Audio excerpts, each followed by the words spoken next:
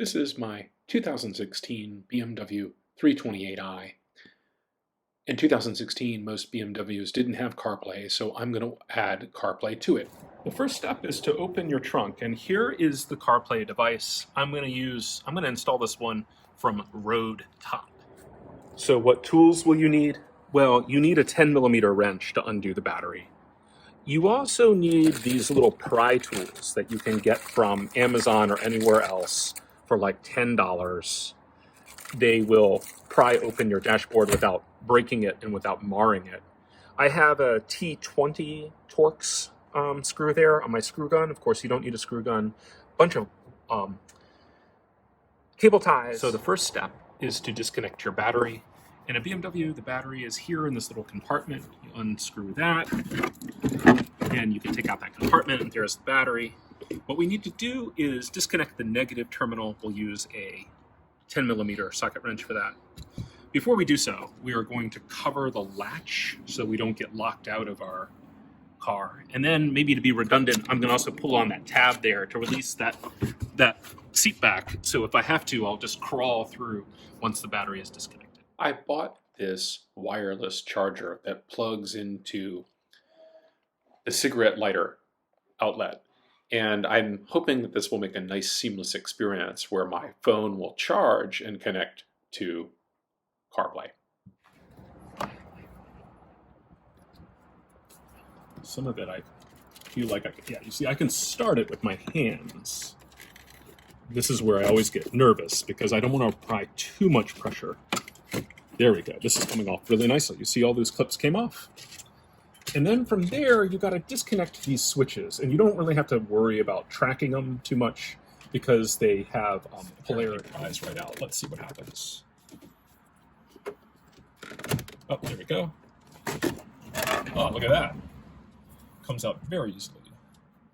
Doesn't have any metal clips. And my version of this car has no light here.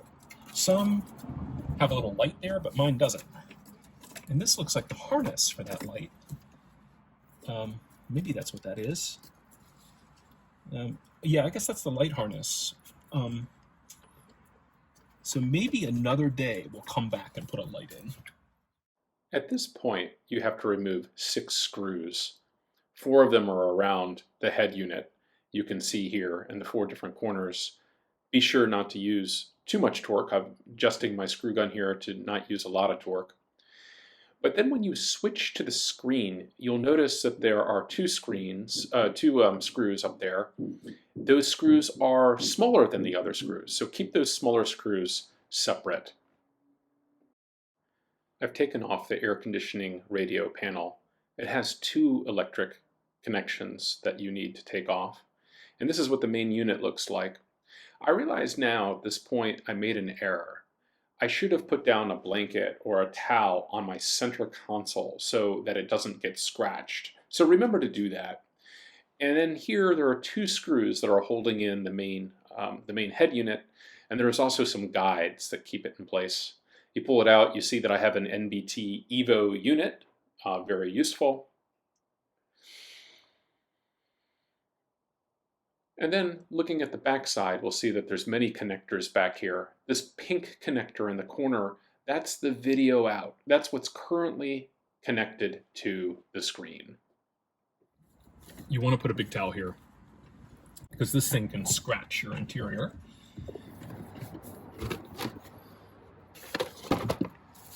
So here is the box. You notice it has the 6 pins that match. It has toggle switches as well that we're going to have to adjust. And here's our mess of cables that we're going to have to put in. So let's take all of these. Let's take all of these into the cabin and this. I can't find my little screwdriver. It was here a minute ago. So I'll just use my finger. 1, 2, 3. And so this is a special step that you have to do in some cars. Cars that have fiber optic. This one has fiber optic. The fiber optic cables are in the main cable, and they're in these stations right here on the bottom right-hand corner. So the way we remove these is just like everything else. There's a little tab you can press, and if we press that little tab, it will pop right out. There's a clip right there. And if you fold down, it unplugs, just like that. Okay, nice. So now we have our fiber optic, and in fact, I think we're gonna need a little bit more room. So I'm gonna unwrap the factory tape here. While I unwrap this, a quick public service announcement. Notice that I didn't start this video with 4 minutes of me blathering. No one wants to see that. No one wants to see you with a baseball cap. You look like Caillou. Let's agree to stop doing that. This is the new harness that comes with the CarPlay box. This part with the locking mechanism will plug into your head unit. So we have to plug the fiber optic into that corner port. This port is going to plug into the old connection. And then this part is going to plug into the box. And there's a couple other things going on here. You'll see that there's something for a microphone, and then there is this audio out cable. There's also a ground cable. So we're going to have to find some ground in here somewhere. And I bet you I actually see the ground. We could use that. We could probably use that metal post as a ground. Let's see. Okay, so number one, we're going to want to take the fiber optic and plug it in. I just remember that the black was on the top. So let's see. Let's see if that plugs in.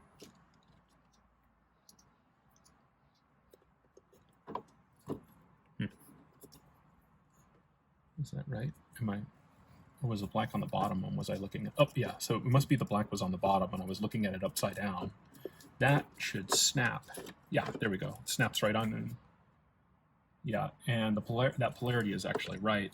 And so what I'm gonna do now is I'm gonna line this up. So you look at it like this. You see here are the blades and then the small pins at the top. And you can see the fiber optic block is on the bottom right. So you've got to line those up.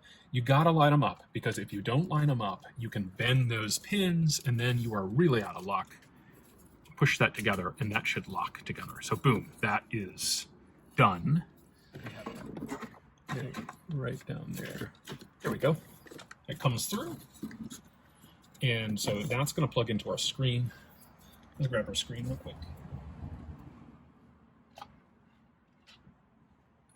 And remember, we have this right angle plug, and it's should go right in like that. Nice. I'll just snap there.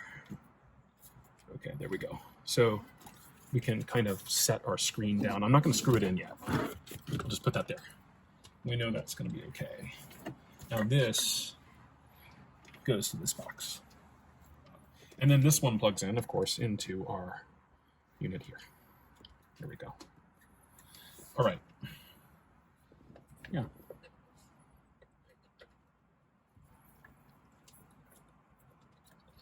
Okay.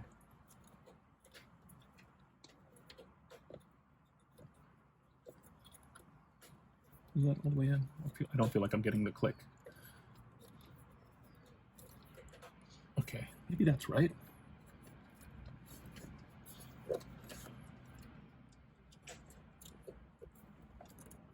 Just want to make sure that's all the way in. Here we go. I think that's all the way in. Okay. And we remember we have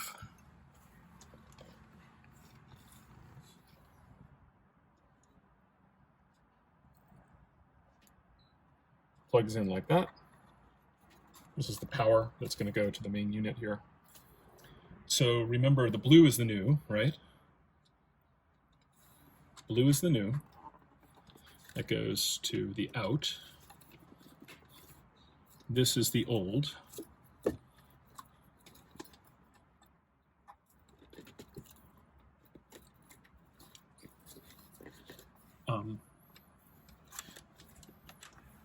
This is the Wi-Fi antenna. This is the main power. We still have these other things that we need to work out. The microphone and so on. We're going to work that out in a minute. And then there's this, the USB input. This also this is also the dongle that controls extra cameras. I don't have an extra camera. I have my built-in camera, so I'm not going to do anything with those. But I do want that USB connection. There we go. Okay, so that's gonna go like that. And I'm gonna use some Velcro to secure that. And we are ready to test the system. There's a couple things going on in my test here. The instructions are unclear about whether or not I need to hook up the microphone and whether or not I need to run this aux input. I really don't want to run this because it's going to require me to take apart the dashboard into into this center compartment. I don't want to do that. The instructions are unclear. Some videos online say that you don't need to do it in this car. So we're going to reconnect the battery. So this is embarrassing. I couldn't get it to work at first, and I got so panicked that I even wrote to the manufacturer. But then I went back and I looked at everything again, and I realized that I didn't plug the harness into the main head unit deeply enough. I don't like to force anything. I want to do everything very gently. And it was out by like 3 millimeters, and I went back and reassembled everything. And then I found that it would push all the way back into the head unit. And now we press our button, give it just a second, and now everything's working. And in fact, if I go into my iDrive thing down here and I press the menu button, it switches over to CarPlay. Okay, so there's a couple things you have to do to get this rolling. First, you have to go into multimedia and external devices and choose aux front. Once you've done that, if you hold on to the menu key, you'll switch over to CarPlay, and you can add your phone to the system. You have to turn off Bluetooth, otherwise there's 2 connections and it gets confused. That is, you have to remove your device. You don't have to turn off Bluetooth, you remove your device. But then once that happens, you can control CarPlay. You have to use the iDrive controller, which is a little annoying. So it's, I don't have a touch screen, but once you get that going, you can control it with your iDrive. Sound works, but if I turned on the sound, it will turn off my recording. So this is coming together here. What I've done is I've put the USB connector in this little space in the trim. So if someone comes in my car, it doesn't have wireless CarPlay, they can plug in. And then I've put in my little charging thing that I got from Sig Hill. So my idea is my phone is going to sit there, and then up here I'll have my wireless CarPlay. Okay, we have everything all assembled here. I'll note a couple of weird things about my installation.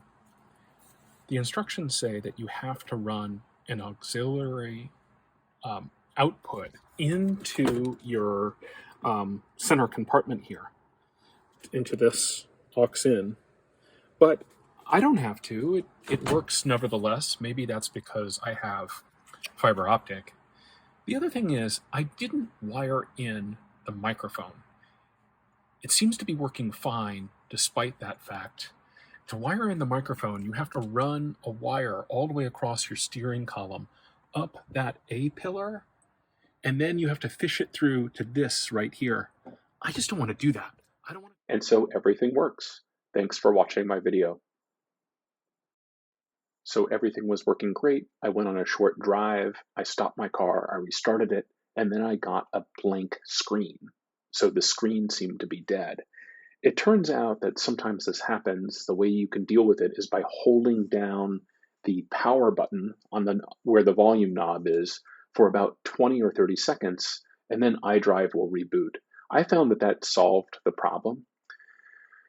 It also helps to unpair and then repair your phone. So everything seems to be fine, but it's a little wonky.